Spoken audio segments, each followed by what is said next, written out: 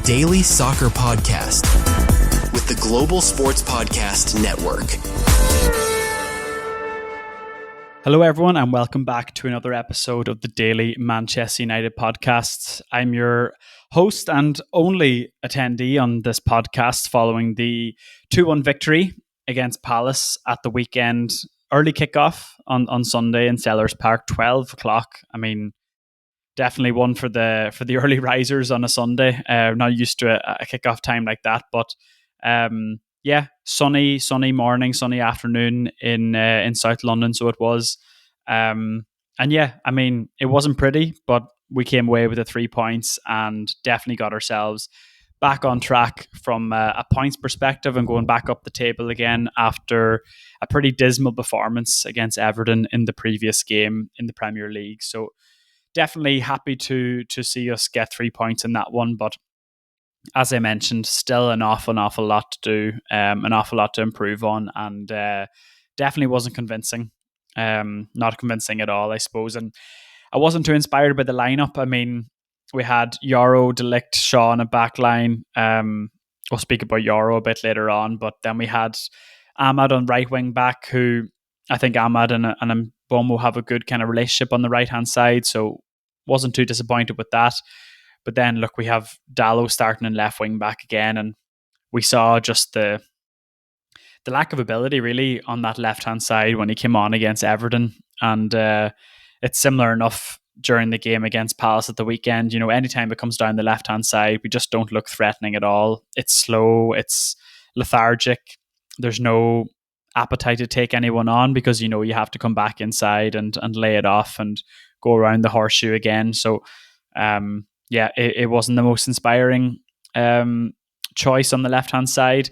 And then we had Mason Mount, Mbeumo and Xerxes up top as well. And to be honest, the first half, it was tough going. It was tough going from a United perspective. Palace were very good, created an awful lot of chances. Sarr was dangerous in behind. Mateta had a good few chances as well. And eventually that chance came, and Yoro just got caught completely on the wrong side and was a bit clumsy, to be honest, and just kind of clattered into the back of Mateta. And it was a clear penalty. There was no arguments or no kind of excuse at all for it, really. It was just he got caught and he nibbled at Mateta, and it was definitely a clear penalty. So Mateta stepped up and absolutely buried it, but did notice that he clipped it off his left foot before the ball actually went into the net. So rightly so, it was called back. Mateta then stuck it into the other corner and sent him on the wrong way again. So, you know, it wasn't looking good, to be honest. There was very, very little sign of any sort of good patterns of play from United at all in the first half.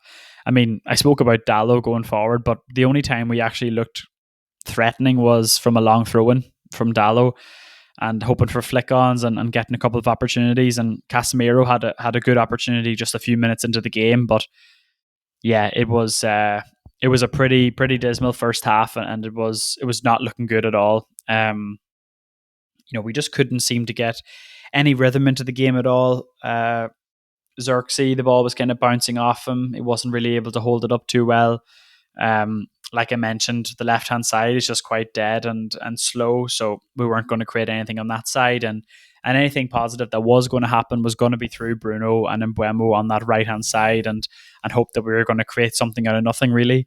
And it was difficult. And at that stage, you know, watching the game, I didn't really have too much hope for the second half. It was a pretty tough watch, and you can imagine that the tension and the pressure was really, really building up on Ruben Amorim there going into halftime, and things needed to change. I mean, we spoke an awful lot about the Everton game and going down to 10 men, or Everton going down to 10 men, you know, 20 minutes into the game, and just the structure of the team never changed, the mentality of the team never changed, and we ended up not being able to create enough and didn't get a goal. And, you know, you were kind of concerned about this, you know, because Palace are a better team than Everton, really, and have been stretched, I suppose, with the European football over the last while, but definitely have a lot of quality on the pitch, and the midfield as well with Wharton and Kamada.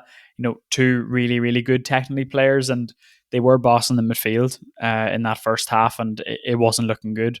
But thankfully, there was a reaction in the second half, and definitely not a sustainable way to play and to go about our matches, but there was a reaction definitely, which was a positive to take out of it. So we'll take a quick break there, and we'll be back with a bit more analysis from the second half at Sellers Park.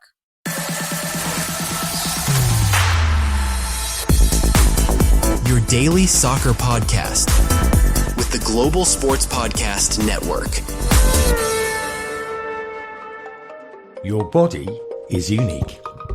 And Global Sports Podcast Network has partnered with Bionic, the world's most personalized supplements. Bionic provide 100% tailor-made supplements designed to deliver precisely what your body needs at exactly the right level to optimize your health. No guessing. So click the link in the show notes. Use the code GSPN2025 for 40% off your first month's subscription. Bionic. Don't settle for off-the-shelf solutions made for just anybody. Get what's right for you right now.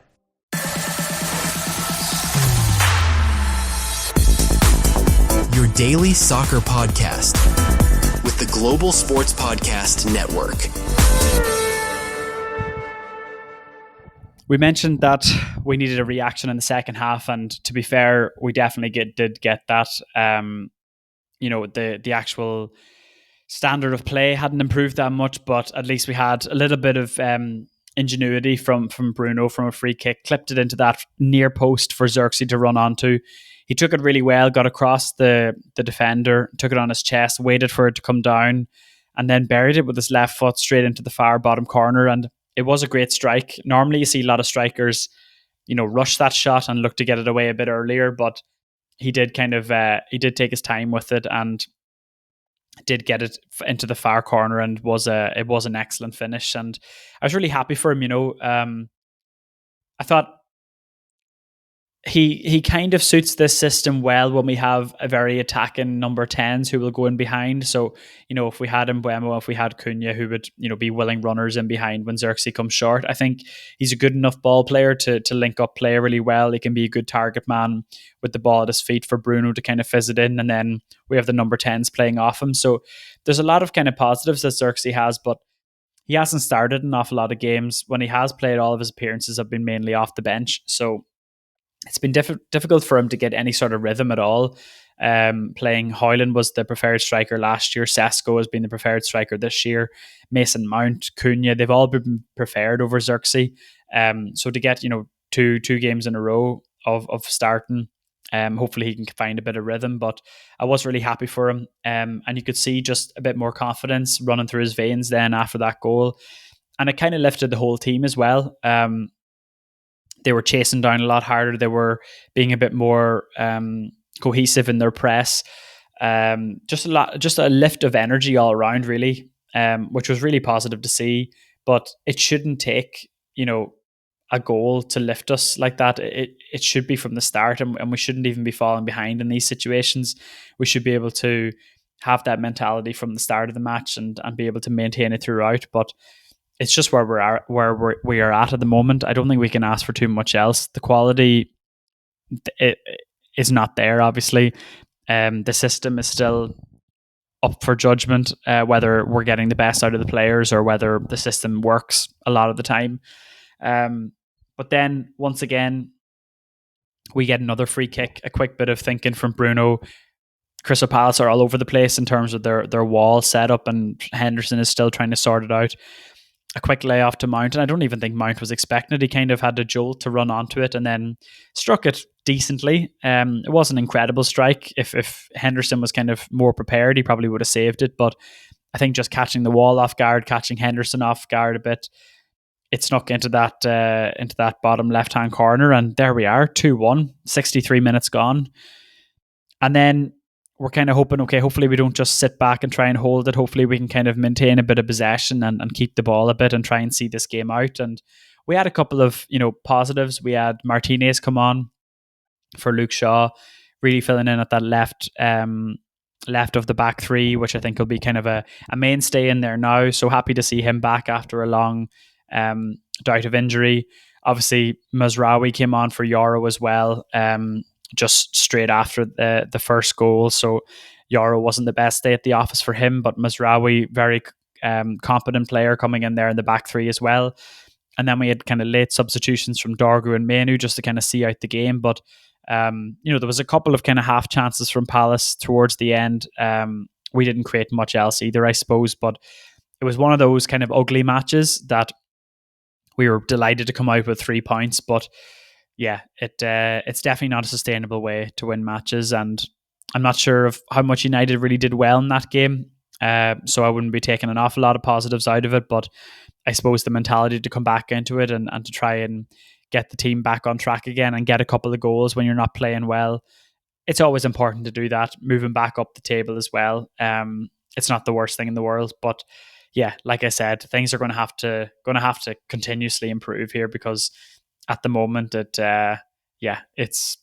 not been great. It's not been great, and I think it's pretty clear that things definitely need to improve. And we thought we were on a bit of a run there for a while where we had that kind of 5 unbeaten, and then the big setback against Everton.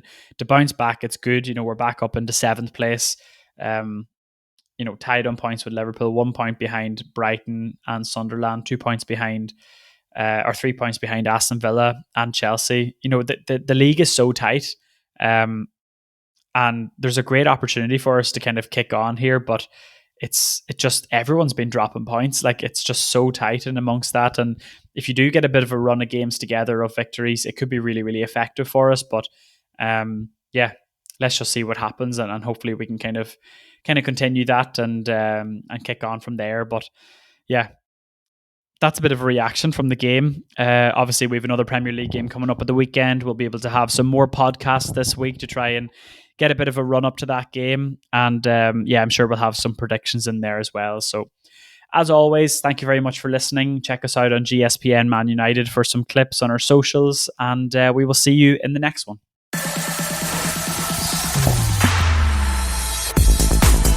Your daily soccer podcast with the Global Sports Podcast Network.